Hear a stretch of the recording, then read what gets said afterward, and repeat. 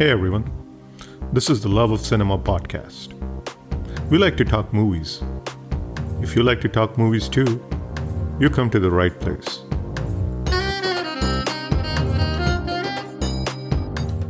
It's far more potent, imagery-wise at least, if you compare Sachin's body coming in Sholay, upturned on lying upside down on a horse, you know. But the mise-en-scene that Ishwar Bidri and JP Dutta achieved in Ghulami, and the way Kulbhushan Kharbanda performed that scene, I mean, till date, just that scene, gives me goosebumps. The way it comes in, horse comes in, all these woods lying around, and then him pointing the gun at this young boy and taking some wood at force, and then putting his son down. Or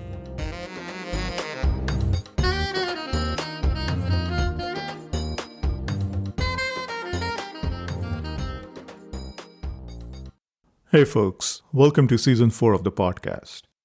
This season, I'm doing a small series where directors and screenwriters will be joining us to talk about a favorite film in detail. Essentially, an hour-long deep dive of a film which they have admired over the years, where they will share reasons for their admiration and unpack for us some of the film's scenes, themes, and the craft behind the film. These episodes will release through season 4, along with other exciting episodes I have lined up for all of you. This is Himanshu, and you're listening to the Love of Cinema podcast. As always, a quick request to all listeners of the podcast.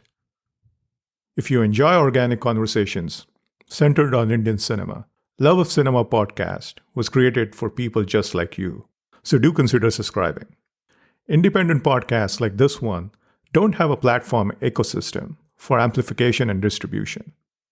Independent podcasts rely on amplification through its listeners, so if you like the episode, please do spread the word on social media.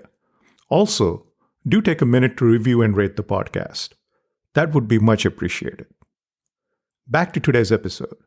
For the first episode in this small series, I'm delighted to have writer-director Atul Sabharwal back on the podcast. As some of you will remember, I had done an episode with Atul for the first season of the podcast, where we talked about one of my favorite Hindi crime shows of all time, Powder, which Atul wrote and directed, as well as Atul's feature film debut, Aurangzeb. I'm a fan of Powder and his gripping storytelling, and Aurangzeb too is a massively underrated action drama with standout performances. If you haven't watched Powder or Aurangzeb, do check them out. Atul joins us today to talk about a film which, as he mentions, would be difficult to make today for several reasons. JP Dutta's Ghulami is a special film that's stacked with symbolism. Imagine making a Hindi film in the mid-80s that has the tyranny of caste and feudalism at its very core, and imagine making that film with some of the biggest stars of the time and making it within the construct of a mainstream Hindi movie of the time. That's exactly what JP Dutta was able to achieve with Ghulami, his debut film. Ghulami is a beautifully shot film, capturing the rustic beauty of Rajasthan like few other films. It also features a popular song written by Gulzar and composed by Lakshmikant Pyarelal, which is widely loved and has a separate fan base of its own. Atul helped us unpack all of that and much more. Here's our chat. Hey Atul, how are you? hi Himanshu, how are you? It's been a long time since we chatted last, and I'm so glad that Yes, it's been a finally long getting a time. chance to do this. Yeah, was it 2 years or Yeah, it's been more less? than 2 years. Yeah, I believe so. It's been almost 2.5 years. So today we are going to talk about Ghulami. And before we start, I wanted to start off by just talking about JP Dutta and OP Dutta and the kind of films they have made together. Yeah, And, I think before we generalize OP Datta and JP Datta, or have an overall conversation about them, I think what's important to point out, for the listeners at this point, so that they have a reference point into why I picked this film. Just to give a reference point to the listeners, so that they also know why I picked this film and why it's important to listen to this specific podcast about Ghulami, is because of two things. A, for all practical purposes, you cannot make this film anymore, because it talks about the caste system, the lower caste, the upper caste. Like, a lot of people would take an offense to a lot of things. This film would go through a lot of unofficial censorship in today's day and age. Like, anybody would be scared to invest money in this story anymore, and that too at such a Right. massive scale at which this film was made. And the other thing is, even if it gets made in today's day and age, the person who makes it or the film won't be perceived as a mainstream film. Back then, what's fascinating for me, this could be a mainstream film, with this kind of A-list star put together for it. So I think that loss of the era which we had with JP, with Rahul Ravel, with later on with Ram Gopal Verma, Mani Ratnam, Vinod Chopra. I think this is really, JP is one of the precursors in that, for this, because this was his debut film for all practical purposes. Right. Sarad was supposed to be JP Datta's debut film with Vinod Khanna in it, and then Vinod Khanna left the industry. He went to Rajneesh Ashram, and that film couldn't get completed. So this Ghulami became his debut film for all practical purposes, and it's a very, very risky film, in that sense. So I think that's what excites me, that JP sort of started this trend of in the late 80s or the mid 80s and 90s, like this whole confluence of a mainstream film speaking about issues or tackling caste politics and all that. So almost, I think perhaps it's our could be, for the 80s and 90s, the first middle of the road film, or the film which one says is slightly to the left of the middle in today's parlance.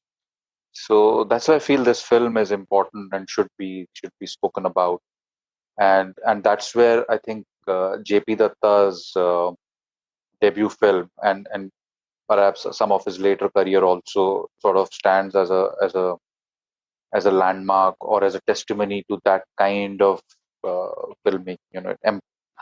Uh, Maybe it gives an idea that a very offbeat topic can be made with a very mainstream cast without losing the essence of it somewhat. We'll come to that also, how the film is aged, but that's what I feel. And OP Datta, I feel, is a writer who's not regarded much as a dialogue writer, or is not spoken about much in that sense, like as people revere Salim Javed and all those things. So this film has very beautiful lines, but his lines almost are borderline philosophy, or are so subtle that they may be missed as a claptrap.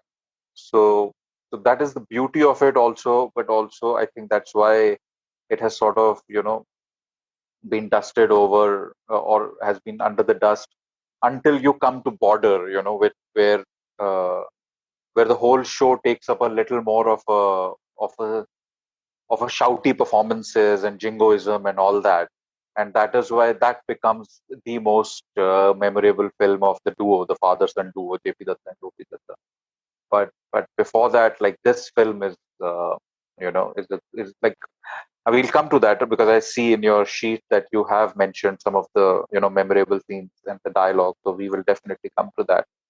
But yeah, that's how I feel that why this film is important, and where JP Datta and OP Datta are still relevant, or why they should be looked at or studied in that context. Yeah, that was a great intro, Atul. I think it's very important to, especially for, I don't want to say people of my generation, but if you grew up in 90s, my first introduction to JP Datta was not these films like Ghulami, Hatyar, or Yatim. It was, in fact, Border, and then LOC Kargil. And so those are essentially war dramas. Maybe, depending on where you sit, borderline jingoistic. So, and we have this tendency of kind of labeling filmmakers right now. And that's why it's important to actually revisit the entire filmography of a particular storyteller, so that you can not only just trace their journey, but you kind of get a feeling as to where they're coming from and what kind of films they were making before this. And when we are talking about JP Datta and OP Datta, these are the films that they were making back in the 80s. Very different kind of action dramas, not really war dramas. Films like Ghulami, like Hatyar, like Batwara, Yatim. There was also Kshatriya, but Kshatriya that was is there. again Right, towards the latter right. thing. And like you said, Ghulami definitely stands out because it's the first in at least the mainstream Hindi film world, where somebody was tackling themes like caste system, feudalism, by taking on a very huge canvas and by taking very big actors like Dharmendra, Mithun, Smita Patil, Nasruddin Shah. And make no mistake that there were filmmakers who were talking about caste and feudal system in the parallel cinema world, like Benegal and many others. But that, at least at that time, had a very limited audience. So, not too many people were watching those films. And we need to remember that this was at a time, when home video in the avatar of essentially VHS was in its infancy. So, of course, you didn't have internet or anything like that. So this is way before that. And so access to films was primarily through theaters. And although the art films did run in the theaters, most of them did not have, even a successful run. So those films, great films, and now, so we revere them as classics, some of the films by Ketan Mehta or Shyam Benegal. But those films at that time were not really accessible to the wider public. So to make a film by casting somebody like Dharmendra, Mithun, Smita Patil, Reena Roy, Nasruddin Shah, that tackles this particular theme of caste system and feudalism in Rajasthan, especially around that time, 80s, is huge. And, especially this is for, younger folks, who might not have seen these films that we're talking about, like 35 years ago. So you can only imagine, what kind of impact it would have had. And like Atul said, it's almost impossible to make a film like this today without getting politicized, because there's somebody who's going to take offense at some parts of it or maybe all of it. So that's why Ghulami is a great film that you should watch if you haven't. We would highly recommend it. Yeah, I mean, let me bring you up to speed as to how I got introduced to the film in Please. 85 when it released. And must have been 8 or 9, I think 8. And since you mentioned the whole era of the video technology being in its infancy and going to cinemas is also this was also period of the peak of video piracy, so the cinemas were in TK. That's why Maine Pyar Kiya, which comes out 4 years later, is sort of credited as bringing people back to the theater kind of a movie. So this is coming at the peak of or the lowest ebb of the business, the theatrical business. And my introduction to the film was, when a friend of mine told me, or a neighbor, that they saw Ghulami last night at home, and which must have been on a pirated copy. And he was shocked that everybody dies in the film. So all your main actor, the main cast, he said Dharmendra dies and then Mithun dies. I'm sorry for the spoilers, but that was the real shocker. And all because up until then Hindi movies had a certain mathematical trend that the main hero will never die. It will always be the second lead, or if the main hero is dying, is the one, if the heroine opposite him has already been dead. For example, like Parveen Bobby is already dead in Diwar, so Bachchan is going to die, if at all. So the heroine who's alive, the hero opposite that heroine would not die. So it had all these sort of mathematics which we kids had figured out, but it made no sense to hear that thing. And the other thing was this whole urban legend that if you watch Ghulami on VHS, which is still the problem if you try and watch the film on. I have an original DVD, but even the complete film is not there, and it's a very bad print. It's pan and scan, and it's not even full CinemaScope aspect ratio.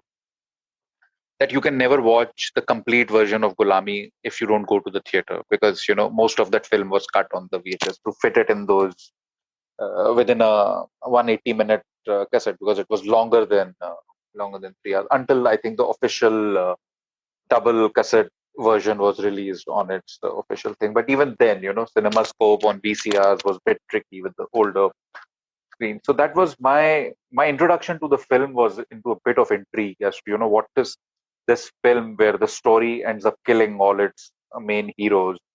And then when I saw the film, as a because it was not adult rated or anything, as far as I remember, I have it playing in front of me and I can check the censor card.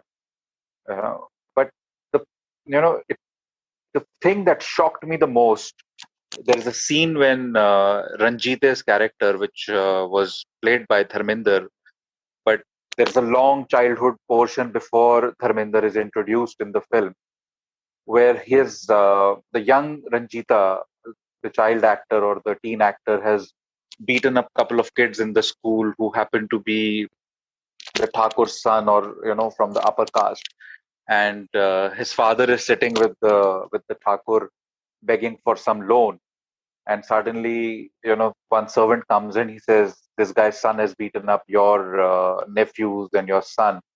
And this guy is, no, it's actually a U certificate, I just checked it, sorry to insert that. So it's meant for a universal viewing, it's not even UA, given the caste politics and the action and the violence in the film. And yeah, so and so just to continue with that scene, and the complaint happens, and this guy pulls out a cane and he starts beating young Ranjit Thakur in front of his father. And the mother comes in running, pleading on behalf of the son.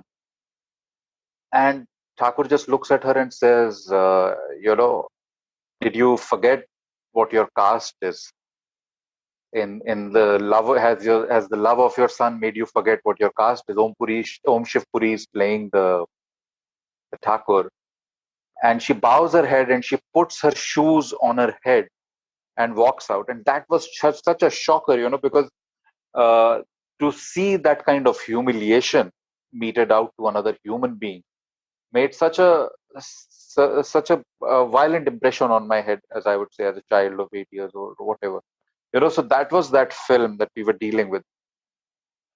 And then as it progresses, you have these beautiful landscape shots. You had never seen a movie in the desert like that, because it almost looked as if they just went to the locations and they didn't dress them up. So it had a certain grunginess, especially in the school which JP Datta had shown, where Anita Raj's father lives and teaches the kids. So, and even the insight into how the British ran their empire, because the film is set on the cusp of independence, like the British, Right. though you never see any British character in the film, but it's that cusp that, the young Ranjita is introduced, he's climbing a pole and he's cutting the telegraph wires, and the cop, Kulbhushan Kharbanda's character, comes and pulls him down, and there is this sort of a friendly banter between them, and you learn to know that the telegraph wires and the trains are the lines through which British run their empire, or keep their control over the Indian population. So that kind of world introducing, and then coming into the whole that scene that I just mentioned, which defines the difference in the caste and how the higher caste plays on the lower caste, this made a very strong impression on me. I can't still articulate it, but it felt brutalizing without violence. Just to make somebody walk out of the room by placing their shoes on their head, especially a woman. So, and that happens, I think, within the first 15-20 minutes of the film. So you can imagine then how the rest of the film unfolds. Another most very violent, or a very, because at that age, I think what strikes you the most in stories and all is injustice, and injustice towards not somebody not having basic fundamental right.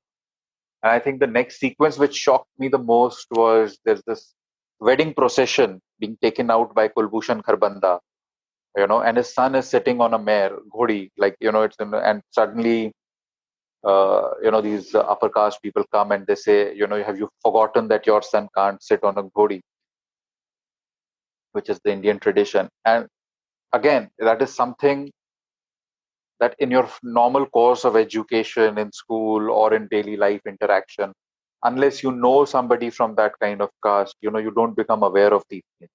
You think everybody sits on a horse or a mare when they are getting wedded, at least if they are Hindus or Punjabis and all that, not maybe not in Christians, of course, because it's a different kind of wedding. But that's your impression. And suddenly when you see somebody being shot at and killed, a very young boy at that, you know, or sitting on a horse during his wedding. But and then there is the injustice or the commentary on the other side as well, because the child who's getting married is not adult.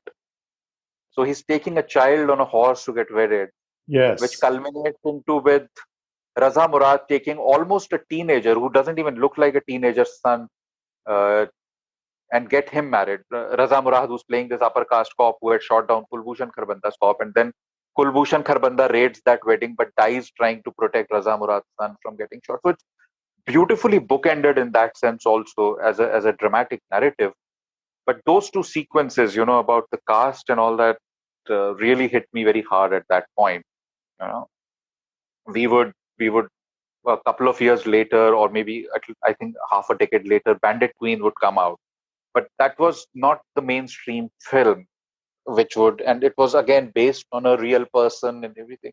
So I think Gulami was very brave in sort of putting these kind of scenes out. And I think visually, the scene that strikes me the most is this cremation ground, which is in the middle of the desert, and Absolutely. Yeah. It's just beautiful. Yeah. even with like on a shittiest of the prints, uh, that the imagery really stands out. There's a dust storm. You have these bundles of wood being stacked, and it's a desolated place with just one young boy sitting there and one horse coming in with a body lying upside down on it, and Kulbhushan Kharbanda walking in that horse, and he takes some wood and he burns that. And the beautiful detail there is that he points the gun at the young boy who's guarding the wood.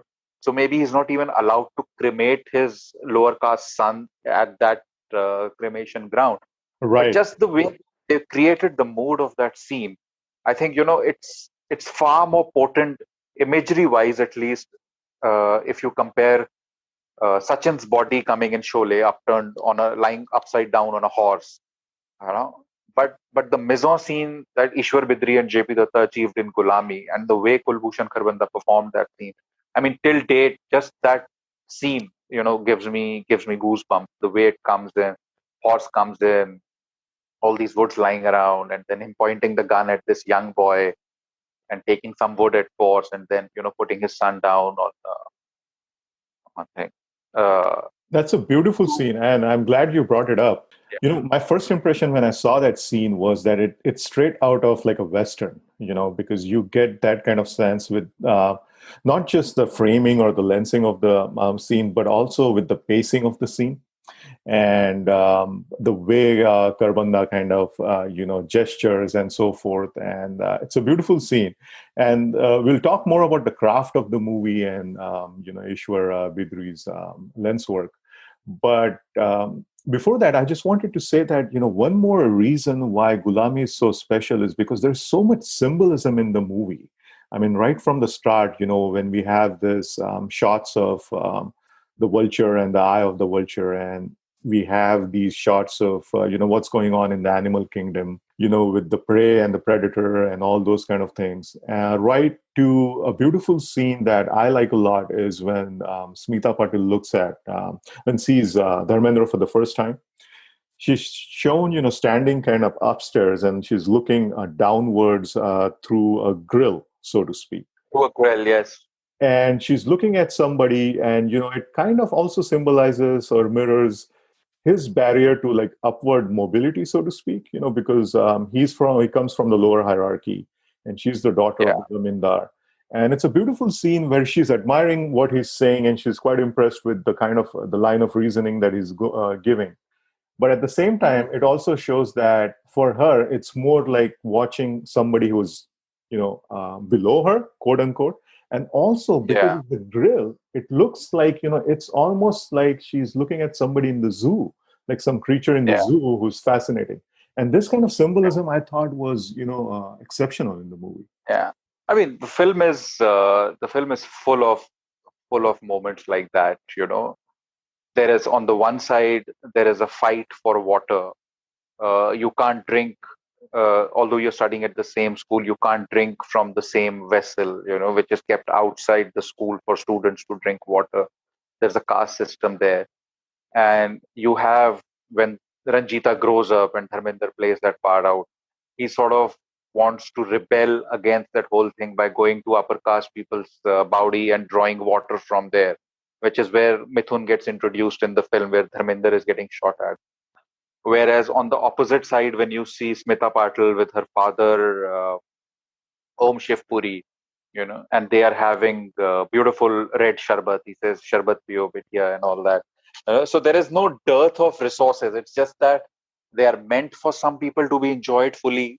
Where the abundance is, there is not just water. There is even sharbat is flowing. But where there is poverty, there is dire poverty. There is debt, and that. The other thing which had struck me really hard was this animal sacrifice thing. Like, Nasiruddin Shah's introduction into the film is he walks up and suddenly he just moves a sword, and I think there's a reference there to Apocalypse Now, the head of a Definitely. buffalo Yes. act. But still, in that context, because we are not watching Apocalypse Now, we are not watching that violent film. We are watching this whole comfort of a mainstream Hindi film with these actors who are supposed to make us happy and comforted, and suddenly you have this guy who comes and hacks a buffalo's head as a ceremony. Is It was very shocking. And then another small detail was Surinder Pal, who plays Bandit, like the famous Surinder Pal, whom we all know from Mahabharat, who plays a small part as a bandit. When Dharmender and Smita Patil run into him, Dharmender gifts him a book from a library, which the bandit keeps carrying, and it's Maxim Gorky's mother. Right. So a bandit to be found later by Nasiruddin Shah when he kills him, and you find that the bandit had not thrown that book away. The bandit was also educated, and he was reading this whole Russian ideology amongst this thing, Maxim Gorky's mother. So it is also laced with those things. Another scene which really shocked me was just the way they had staged the scene at the dhaba, where Nasiruddin Shah comes wrapped in a kambal and he says, "Do aane ki dal dena." And he sits there and you don't see it's Nasiruddin Shah. It looks like some very poor guy. And then Surinder Pal comes in, and then that's the bandit he's looking for. And then he hacks him to death. Even for those times, like, he takes an axe and he hacks the bandit to death because he dared intervene, uh, uh, or he dare rob his to-be father-in-law's house, with this Smita Patil's father's house. So that was the other thing. And yeah, it is lays the whole relationship, the triangle between Dharmender, Smita Patil, and Nasiruddin Shah, and the moment where she is on one side of the railway track on one platform as a bride being taken away by Nasiruddin Shah dressed as a groom, and on the other side are the cops who work under Nasiruddin Shah, and you have Dharmender in handcuffs on the other side of the railway track on another platform. Beautifully done imagery, symbolism, everything is there, and so much storytelling there, which is missing now. It mostly Absolutely. gets verbalized and pushed through the dialogue, and it's a small town film set in a village. Now, the way we do small town, people can't speak proper English, and that becomes the biggest comedy sell, as opposed to the small town where people were actually reading Maxim Gorky's mother, even the bandits. Right. So I think that is the other thing, what we have, why this film is important, or films of that era, that at least they showed the small town people as educated people. Yeah, Atul, couple of things to touch on what you already mentioned. Let's talk about that book first. Yes, my guess was that it is Maxim Gorky's mother, but the book looks like Mao's Little Red Book. And so when I first saw the movie, I thought, because when Dharmendra hands it over to Surinder Pal, he says the name of the book is Ma, right? And first I thought he said Mao. And so since the book looks like Little Red Book, so I thought, okay, this is Mao's Little Red Book. But then when I watched again, I said, okay, it looks like it's Gorky's mother. That makes sense. But I've never seen that book in a red cover. So I tried to kind of Google images of it, and none of the images have like a red cover for Maxim Gorky's mother. So I'm not sure what book that was, but I trust you. If you think that it's Gorky's mother, it probably is, because you've seen the movie. Yeah, and I think in one of the shots when he opens it in the cell, you can see Devanagari, it's written Gorky Ma. Oh, really? Okay. So I never got to see that scene in the version that I watched. Maybe it's missing in the version that you saw. Okay. Then but I'm pretty sure Gorky's mother, and it's in the sense of the motherland, and which is supposed to be equal for all in the socialist scenario. Yes. And for those who haven't read the book or don't know about the book, it's essentially written by Gorky, to raise spirit among revolutionaries in the early 1900s. I think it was written in 1905 or somewhere around there. Just to connect it with the film, that is where the film leads. It leads towards a farmers' revolution in the end. And the revolution is for nothing but just to burn the books or the account books which hold the farmers in debt for years and years and across generations. That's all that revolution is for, the whole last bit. But we'll come to that before we spoil everything for the people who are listening. Right. And one more thing, Atul, before we move on, going back to what you said about that cremation scene, where Gopi Dada brings his dead son for cremation. That whole sequence, where he brings his dead son lying on the horse's back, and you compared that to a similar scene from Sholay, which everybody knows about. I saw this interesting tweet from Randeep Hooda when I was, researching for this movie. It's from back in 2016 or something. He was comparing, I think, Sholay, and he was saying that, he likes Ghulami more than Sholay. That was what his tweet was.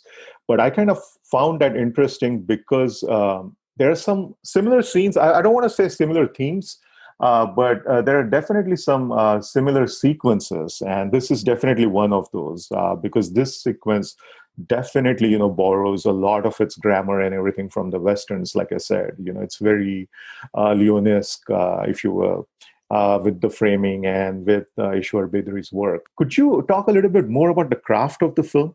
In terms of Ishwar Bidri's work and J.P. Dutta's direction? Sure. I am a fan of Westerns, and I can very safely say that I don't think this film is influenced by Westerns more than the fact that it's set in a similar landscape, because it operates in a very organic form, which is to that landscape and those kind of houses, and it's not a movie designed for an effect. Like everything in a Leone movie is an opera. It's designed for an effect, from the sound design and all that. Though I can tell you that J.P. Dutta must have been a fan of Leone, because in Hatyar there's a sequence that after Sanjay Dutt has finished shooting certain people, there's a shot of a windmill, and it's the same sound which happens after Charlie Bronson has shot some people, and there's a shot of the windmill going. So he must have been a fan, but this movie is just, so organic. And Western, when we say Western, I think a lot of Western in the Hollywood sense, because that's where the Western was born. Leone only adapted it later in the Italian sense. Western is also a genre which is springing up from the land and the way Americans want their stories to be remembered. Of course, they show the natives as the villains or the barbarians, and the triumph of their cavalries or the cowboys over natives as heroism, which is troubling and debatable in today's day and age. But definitely, purely in terms of craft and everything, if one talks about, because I love Westerns and I'm a big fan of The Searchers and a lot of John Ford movies, I think when you're in that kind of landscape, similarities are bound to happen. But what, to the credit of JP and Ishwar, what they did they actually, because it's one thing to, when you're shooting in the desert, it's one thing to refer a movie, and we are talking about days when you can't even refer by playing a DVD or playing it on your iPhone or things like that. You have to carry it on your. It's the other thing, or totally other ball game, to survive the weather conditions, the logistical conditions in the desert, and they did that, and they got the imagery that is world class imagery, at least for most of the film, even if not all of the film. So that is where I think a hat tip to them or a salute to them lies, that they sort of went through that ordeal to make a very authentic desert film, or a film set in a very arid landscape. And uh, and, and I think on that count, it's very original. The way they've used the train station, the way they have used the bowdies, the the use of the sand dunes and the havelis, and the whole decay in the havelis. Like, they've not dressed up or made any location look pretty, whether it's a school. So it's crumbling, and on top of that, the palette is pretty even. They've not You don't see marigolds or those kind of things that you see in the movies now, that whole beautifying thing. So so I guess it's a movie which has a language of its own, and I think they they wanted to shoot the film in the organicness. I don't know why JP Datta made this as his debut film, or what excited him about the story. I've never encountered him or an interview by him on the subject, and I'm sure it exists somewhere. And how did he manage to pull the feet off? Like, I still can't fathom how he could have gone to Dharminder and narrated the story, as to what the film is about, or to Mithun, who's coming from your disco dancers and very, very mainstream movies. And if you look at 80s, Dharminder, I think, was parallelly doing things like Sone Pe Suhaga, and all those were your multi-starers.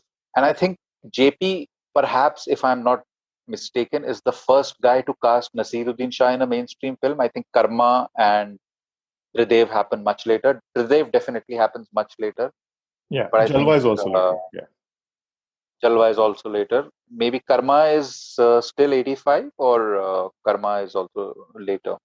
Karma is 86, so definitely. A year later, yes. So that's another bravado there, that he's taking this actor who thrives in those Sham Benegal films that you mentioned, and makes him cross over to this mainstream Hindi film, if my memory is correct. And not only that, I mean, Nasruddin Shah's character is essentially a gray character, right? I mean, it's not, it has Oh, gray it's very shades. great and very Right. interesting character. Very interesting character.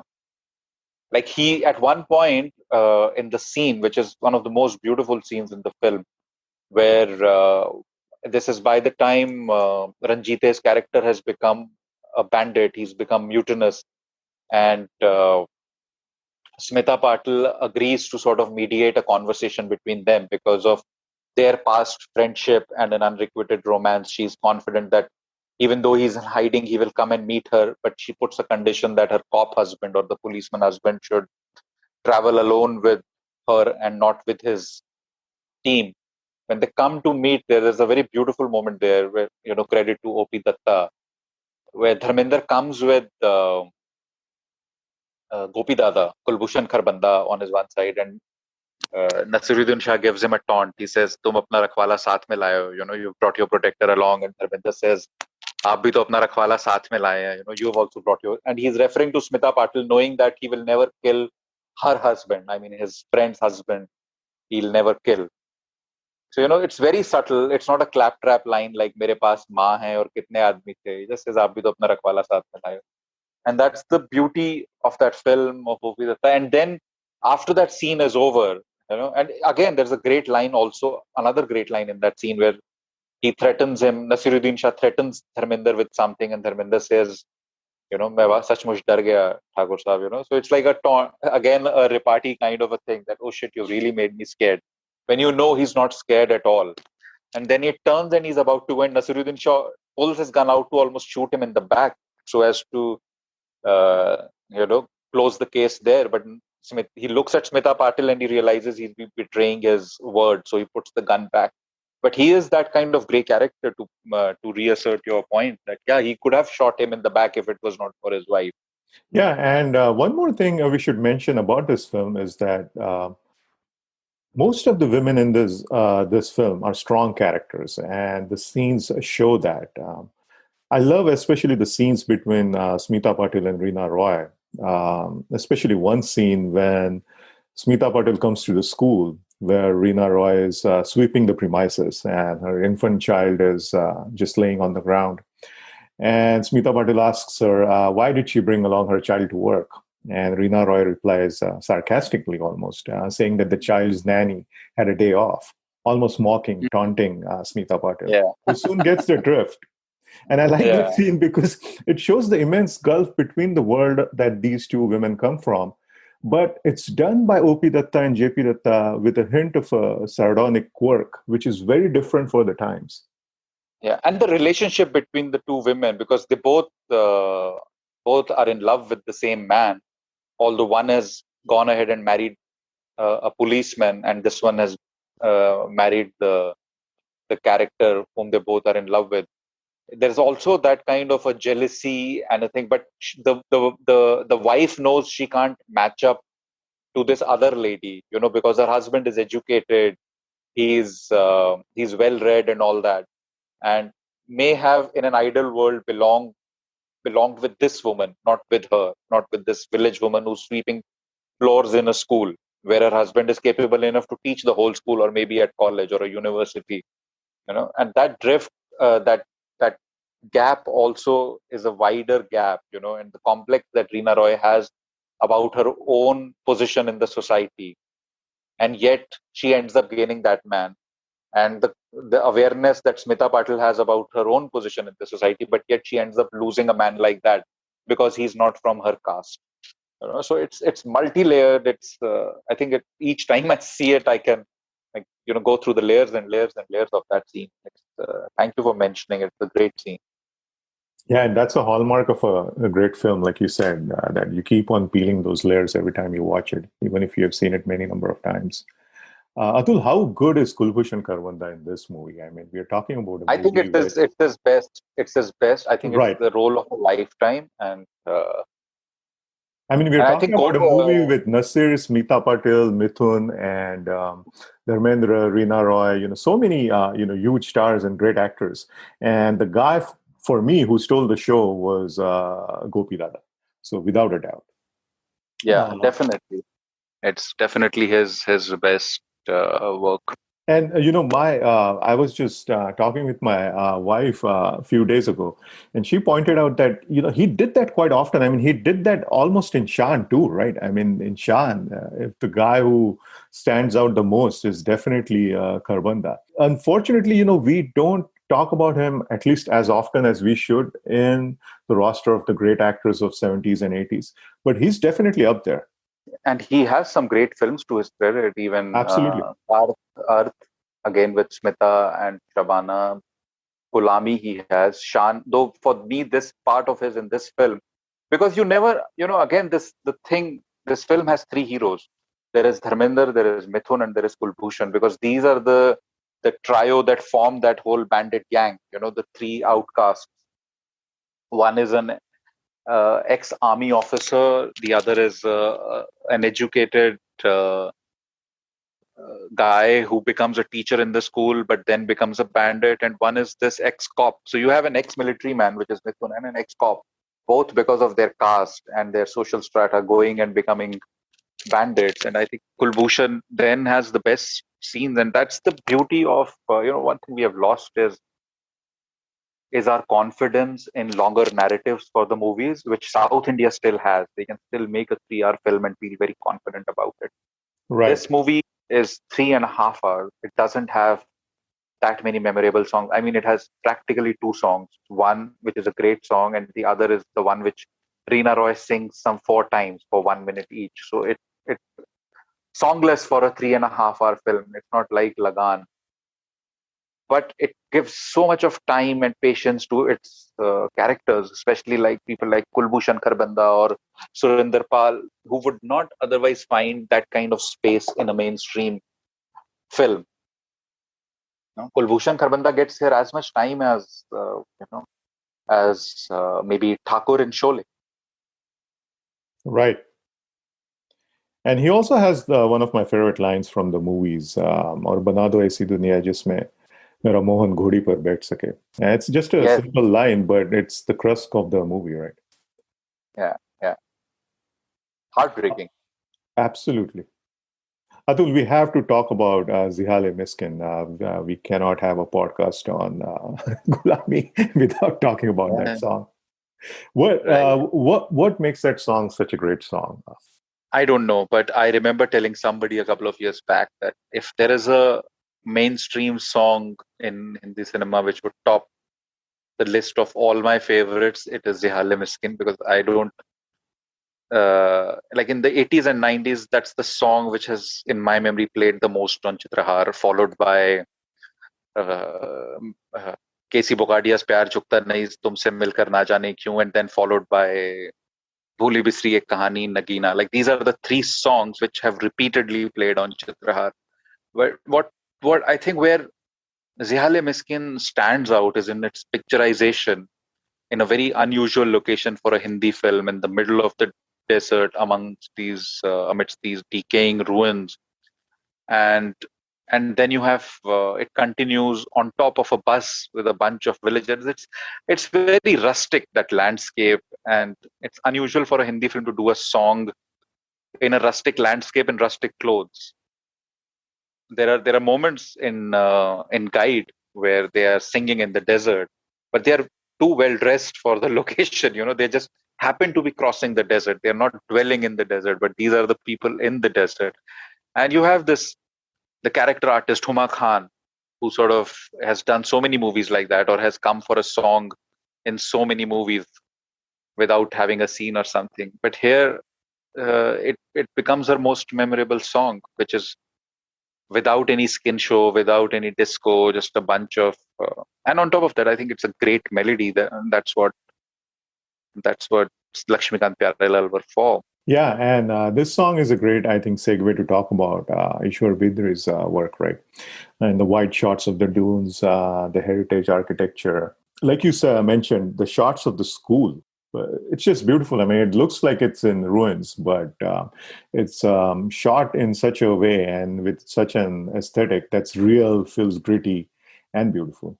I think it stems from the fact that these are the decisions that the cameraman and the director must have taken together as to what they want with the film, and not adding any bit of artificiality to it.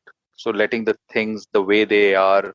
And I don't think that JP Datta must have found these locations when he went to scout for the film. I think he must have visited these locations before, must have wanted to shoot there for a long time, and then must have finally arrived at the opportunity of shooting in these. So because there's the romance for these locations in the movie, they're just not movie locations that somebody has scouted for and has gone and then done this. Because and again, there has been an effort to shoot these locations in the right light, because they have not done those kind of shots which look like pickup shots of these locations. They have let the arid landscape be shown in that kind of harsh light, in some kind of a flatness, without any bit of color costumes and all those things. So I don't think we can single out Bidri's work from this. It's a combination of, I think, what they all wanted to achieve together: the costume, the cameraman, the direction. Everything just fits together. But Bidri definitely had a sense of photographing the desert in a great way, because it's mainstream. It's not arty, but yet it's not mainstream in a way that even Lagan tends to artificialize a bit. It's organic, but it's mainstream. I don't know how they achieved that. Somebody has to talk to them. The way Dharmender's house is, or the way, even the Haveli later on, Haveli. I mean, even when they go out I remember there's this moment in the film where Nasir and Smita are sitting in a courtyard and having tea. and you see this massive tower behind them. And again, it's some kind of a decaying, chipping wall or something like that, but it just lends itself to the film rather than somebody trying to make it fit into the film. Yes. If that makes sense at all. Yes. I often find it interesting when people say or write in the reviews that the particular locale or the region plays like a character in the film. And I think that happens when you do something like what they did in Ghulami. You try to keep it organic. If you do that, the region where the movie has been set in automatically kind of becomes the character of the movie, because it has its own voice. It has its own, maybe not an arc, but it does have its journey throughout the movie. So it becomes that additional character of the movie.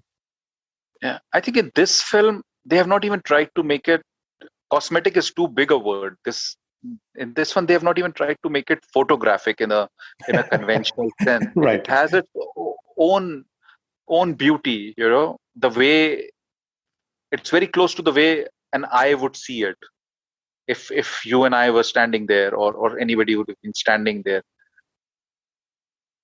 And I think that's the remarkable feat of this movie. That's interesting. Yeah. The photography seems that it's very candid. It's like Lawrence of Arabia is very photographic, even inside desert. It's very clean. But here, it's the rusticness of this film within that landscape. I think I don't know what their references could have been, but it almost feels like how you see some of the buildings in the early days westerns. But if you see the movies the westerns which leaned more towards Mexico or towards the Latin side of America than more towards the Texan side. Interesting. So that rundown feel in 100 Rifles, if you know what I mean. Right. Again, I'm just saying this as a hypothesis. It's not something, but like how you have the rundown Latin America feel in some of those kind of westerns, which are Mexican and all that kind of feel you get from this, the way Rajasthan comes across like that. I think we can talk about some of the flaws, which is please, which is how this film is aged and what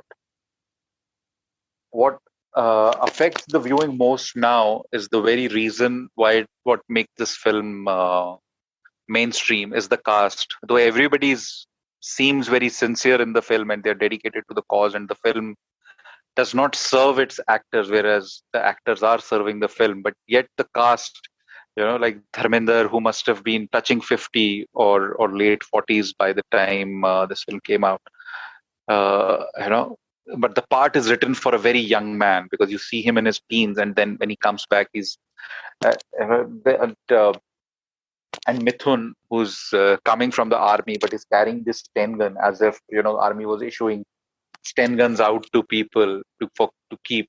So those mainstream details of it in the casting, that they don't lend themselves very well now. You wish they had cast a younger guy who could have played, but movies like this can get made when somebody when a big actor says yes, and not many actors would commit themselves to such a big film. So it's a bit of a dilemma in my head also. Like, maybe if I wanted to make a movie like this and an actor who's past that age said yes, I would have gone ahead and made it. Yeah. So if you're watching a good print of this, when he gifts the book to Surinder Pal and Surinder Pal looks at it, you can see Maxim Gorky written in upside down. But for some strange reason, Ma is written in Devanagari, and then you have Maxim Gorky written in English, like in Roman. At least that's what I can make out on this bad print. No. I think so. We have settled it. It's not Mao's Little Red Book. It is Maxim Gorky's mother, for sure. That book travels throughout the film. It's one of the most important props. Right. And one more thing, just for the record, the person who plays young Ranjite is not Sunny Deol, right? A lot of people on Twitter were saying that it's Sunny Deol. I don't think it's Sunny Deol. No.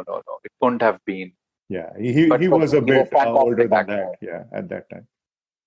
Yeah.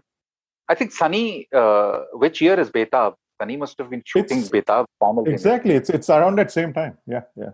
Yeah. And the kid is too young Right. to have been Sunny Deol.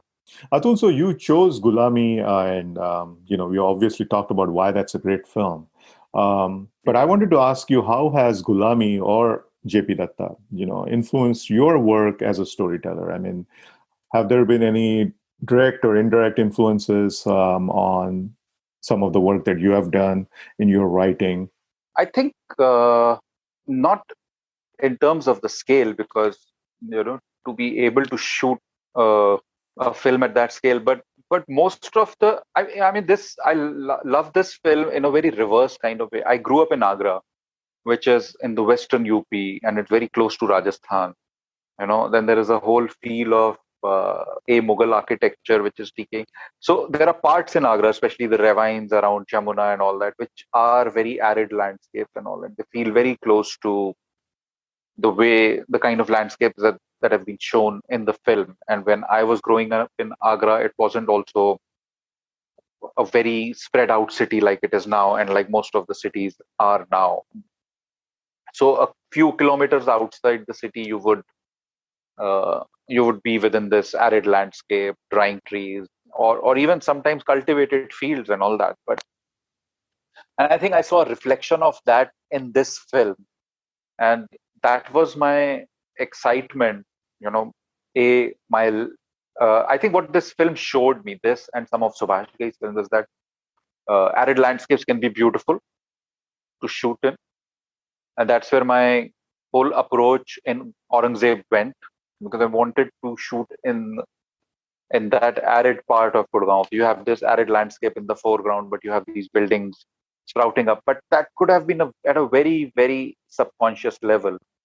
But more, I think, conscious influence is the laced dialogues of O.P. Datta. I think if I think that somehow is a more conscious thing that I try to achieve, especially in the scene that I mentioned when he says, तुम अपना रखवाला साथ में लाए हो रंजीत हैं, तो आप भी तो अपना रखवाला साथ में लाए हैं, where it's not dialogue-y in that sense of a Hindi film dialogue, but it's loaded. Or even in the scene that you mentioned, that whole sardonic relationship between Smita and Reena Roy, that kind of thing, I think that I try to achieve at least in some of the scenes when I'm writing it. Not very consciously thinking of O.P. Datta, but I think the reference has come from there. I was thinking about films since Ghulami that have had an influence, that have been influenced by Ghulami. And I was thinking hard, and I came up blank until about a few years ago. When I think Article 15, maybe has some kind of influence from Ghulami. Not in a direct sense, but at least in an indirect way. I don't think people look at Ghulami that much, because because when you see the poster of Ghulami, I mean, the film is not that easily accessible to give people the benefit of doubt that they have not been influenced by it. And when you see the poster of it, it can get very easily lost amidst the movies with the same cast, which were of no artistic quality or aesthetical quality, or just hardcore mainstream entertainers without any directorial sense to them. When you put Dharminder or Mithun on the posters and all that in the 80s. So I don't think this film gets referred to a lot, even by the filmmakers here. I don't think, although I was just checking the Wikipedia page on the film, and it said this film was a super hit. So I'm just assuming that a lot of directors who are working now are in their 40s, have seen the film when it came out, but whether they have stayed up to date with the film, I don't know. I'm not sure. Yeah, 85 is a very interesting year. When I was researching for this movie, a lot of great movies and a lot of big hits. Sagar was 85, Arjun was 85, Mary Jung was 85, Ram Teri Ganga Maili, and there's one more movie I thought that came out in 85. Mard is also 85. Wow. So 85 was a huge year, Ram Teri Ganga Maili, I believe, was the biggest hit at the box office. And Ghulami was nowhere in the first three. I think Ghulami was fourth or the fifth biggest hit. I think the Wikipedia page says it was the eighth biggest hit or Oh, something is it? like that. Okay. Okay. Yeah, And maybe it was, but it hasn't. I think you can't even find it on any of the OTTs. So I don't know. And it's such yeah. a Plus, all these things on Wikipedia and everything, I don't know how trustworthy they are, unless. Yeah, you can't. Yeah. So, and that's the reason. I mean, maybe when Randeep Hooda kind of tweets about it, once in a blue moon, some people are going to watch it, or I hope that whoever listens to the podcast, if they haven't seen it, they definitely watch it. But this is just Question one is movie. where. Yeah, that too. Yes, that too. Absolutely. This is a big problem, Atul. I remember we talked about this last time.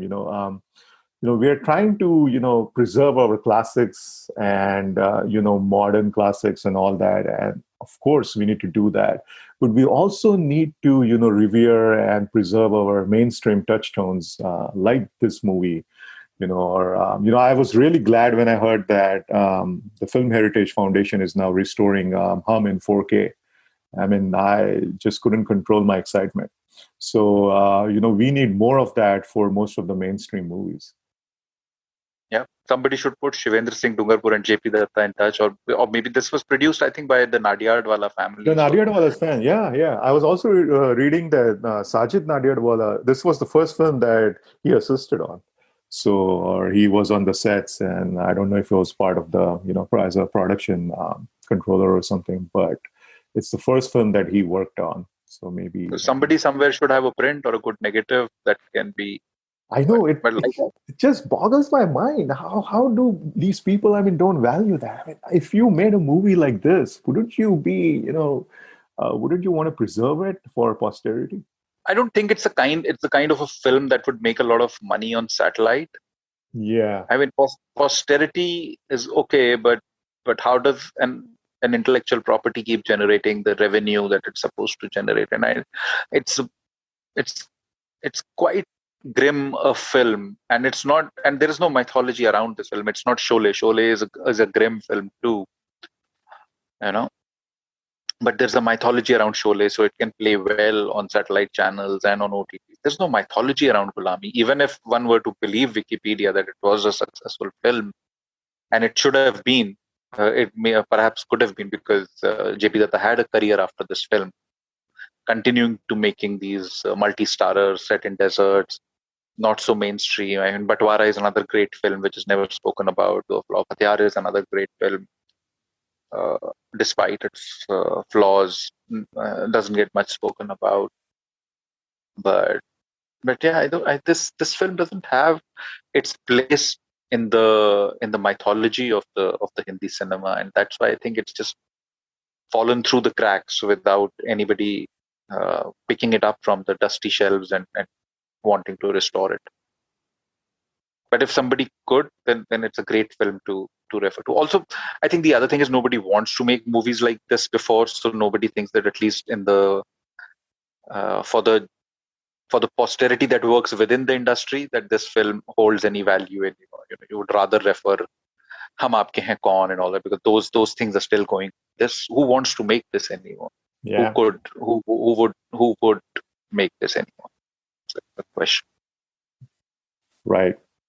Well, if you're listening to this podcast, and if you haven't watched it, do try to, seek this film out.